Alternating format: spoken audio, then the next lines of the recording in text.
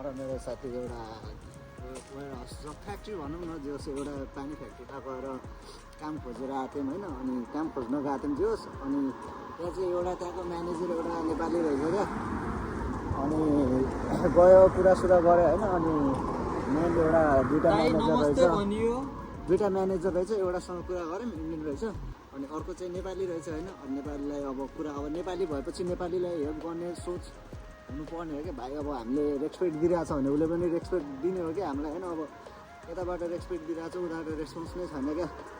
हुन्छ नि अब क्या भाइ गफसप छैन म यताउता गरिदिन्छु भन्ने छैन क्या।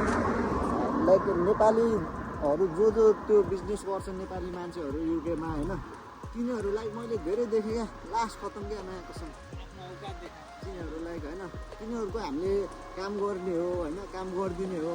तिनीहरूको हामीले फ्री त खाने होइन नि त त्यो पनि छैन क्या। तिनीहरू अब सानोतिनो बिजनेस गर्यो आफै ठुलो हो जस्तो सोच्छ कि खै के सोच्छ है। तर नेपाली मान्छे जो नेपाली बिजनेसम्यानहरू छ होइन युकेमा बसिरहेको तिनीहरूमा हेल्पिङ नेचर भन्ने एउटा देखेन क्या मैले चाहिँ। बिजनेसम्यान मात्र होइन अरू पनि मैले देखेको छु टन्नै होइन मान्छे स्टुडेन्टहरू नै पनि क्या हो तिनीहरू छैन क्या हेल्पिङ नेचर भन्ने। अब आफ्नो ठाउँको मान्छेहरूलाई आफ्नै देशको दाजुभाइहरूलाई हेल्प एकअर्काले हामीहरूले नगरेर कसले गर्छ त अर्काको ठाउँमा होइन। यहाँको खुरीहरूले त गर्दैन हामीलाई।